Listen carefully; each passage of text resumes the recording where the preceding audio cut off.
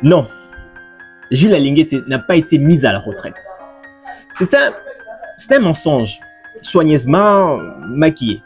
Quand le chef de l'État estimera que c'est le moment pour moi d'aller me reposer, je vais me reposer. Un ordre a été donné. Un ordre a été donné et la porte-parole du président de la République s'est arrangée pour monter au front à la chaîne nationale afin de passer cette révocation à une simple mise en retraite. Au poste d'inspecteur général des finances, chef de service, et d'inspecteur général des finances, chef des services adjoints, attendu qu'il s'y de pallier cette vacance pour permettre un fonctionnement optimal et régulier de l'inspection générale des finances. Mais si il y a un ordre qui est venu d'en haut et la porte-parole du chef de l'État, Tina Salama, a passé cette révocation à une simple mise en retraite, mais la question qu'on doit se poser, qui a donné cet ordre? Et surtout, la question qu'on doit se poser est de savoir pourquoi est-ce que cette soi-disant mise en retraite intervient-il 2 jours après la révélation fracassante de Nicolas Kazadi. Nicolas Kazadi qui est l'ancien ministre des Finances et puis proche du président de la République.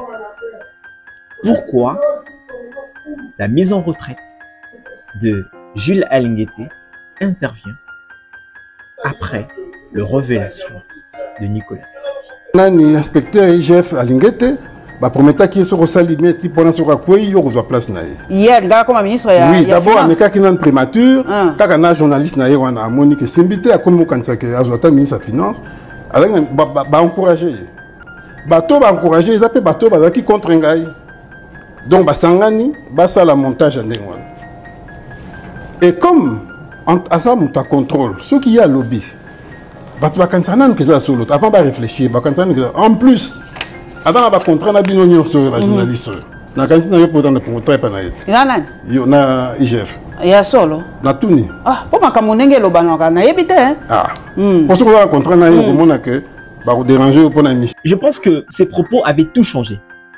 L'homme présenté comme le gardien de la probité était en réalité un joueur politique comme tous les autres, utilisant la presse achetée pour éliminer ses adversaires. Et puis, c'est construire une image d'intégrité. Je n'ai pas d'ambition politique et je l'ai dit toujours, vous ne me verrez pas ni candidat député provincial, ni député national, ni qui que ce soit.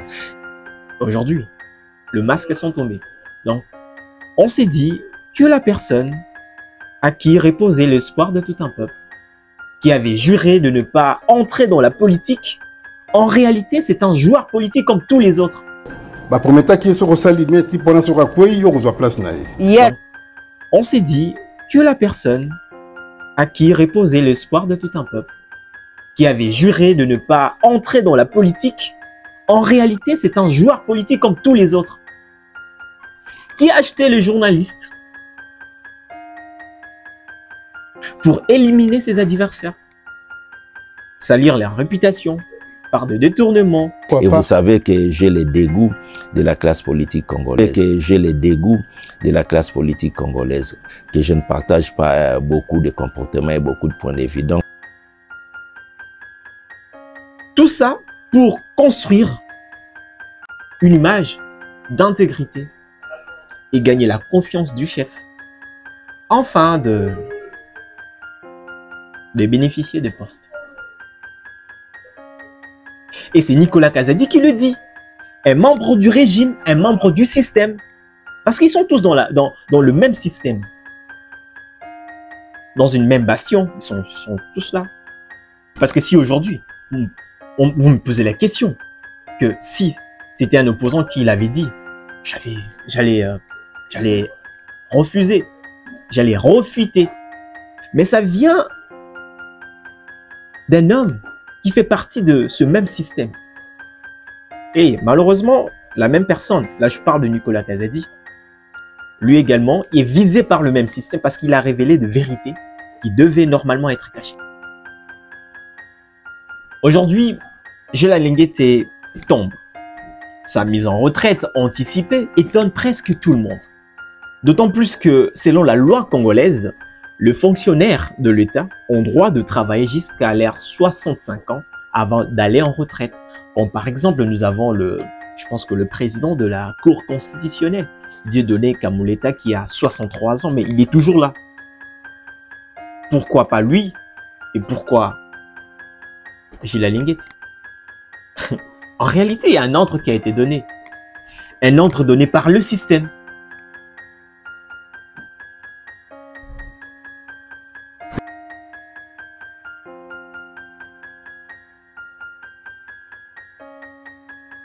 Oui, j'ai une question, une dernière. Merci. Vraiment une dernière question. Ouais. Je la pose doucement parce que Ouais. vous avez été suivi là par les Congolais qui ont presque avalé votre prédication des messieurs qui traquent les voleurs. Vous savez qu'il y aura le gouvernement d'union nationale bientôt. Oui, je sais. Imaginons, je dis imaginons. Moi j'ai réfléchi les yeux ouverts. Ouais. Jules Alinguete, Premier ministre, et Jules Alinguete qui doit contrôler les membres du gouvernement de l'Union nationale, dont les opposants, qui ne peuvent pas être chassés du gouvernement parce qu'ils ont volé quelque chose. Faites votre choix. Vous devez savoir tout d'abord que être appelé à exercer une fonction politique, c'est une décision du chef de l'État. Qui nous suit? Oui. Moi, je suis un haut fonctionnaire à la disposition de la République et à la disposition du chef de l'État. Mais si vous demandez mon point de vue, ok, en tant que Jules Alinguete, être membre du gouvernement, ça ne m'intéresse pas. Ok, faire partie du gouvernement, ça ne m'intéresse pas. Je suis très à l'aise Là où vous êtes. en faisant mon travail d'inspecteur général, chef de service de l'inspection générale des finances. J'ai toujours été pessimiste envers ce gouvernement. Au-delà de ma profession de journaliste, j'ai une opinion. J'ai toujours été pessimiste parce que aujourd'hui on s'est dit que ouais, c'est vrai, on lui a écarté parce qu'on a découvert ce qu'il faisait.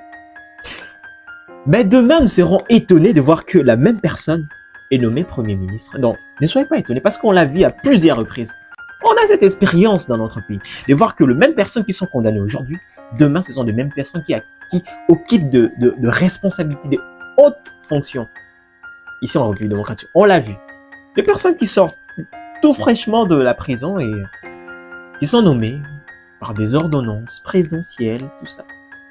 Donc, malgré la vérité, malgré les révélations, bon, je dis, pour moi, c'est une révélation, mais pour Nicolas Kazadi, c'est une vérité. Et rien ne peut dire la vérité, aucune vérité de l'opposition peut contredire la vérité d'une personne qui vient du système. Donc, personne. Donc, si aujourd'hui vous me posez je reviens encore sur cette question, si aujourd'hui vous me posez la question entre, prenons par exemple Martin Fayoul et Nicolas Kazadi, si cette révélation venait de deux personnes, à qui on croirait? À Nicolas Kazadi, bien sûr. Et ce même Nicolas Kazadi, j'apprends qu'il est visé par le même système, par son système, parce qu'il a révélé des choses qui devaient normalement être cachées. Hier, j'avais appris que sa maison a été encerclée par le service de renseignement. Et aujourd'hui matin, j'apprends que non, il a été devant ce militant, devant sa maison, en train de chanter. Voilà un peu des choses qui se passent dans notre pays. Parfois, je me pose la question, à quoi on joue? Alors, ne soyez pas étonnés de voir que Jules Alinguete, qu'aujourd'hui on a mis en retraite, demain être nommé Premier ministre. Ne soyez pas étonnés. Celui-ci, c'est ça. Vous comprenez que j'ai juste voulu vous faire comprendre que la retraite anticipée de Jules Alinguete est un ordre. Donc c'est le résultat d'un ordre venu d'en haut. Et la porte-parole du chef de l'État s'est assuré de maquiller cela à une simple mise en retraite. Il y a quelque chose qui taraude mon esprit, je n'arrive pas à comprendre. Je me dis que qu'est-ce qui se passe avec l'entourage du chef de l'État? Personnellement, je me dis ça. Parce que, comment on peut imaginer, dans une seule année, on a assisté à un meurtre. C'était le garde de la première ministre qui ont tué un agent de police. Et le vendredi, on apprend que le garde d'une autre ministre qui ont eu le courage de tabasser un père de famille devant son enfant. Donc, je me dis que c'est incroyable. Ça devient un abus du pouvoir. C'est incroyable. Et c'est toujours l'entourage du chef de l'État. Toujours les collaborateurs du chef de l'État.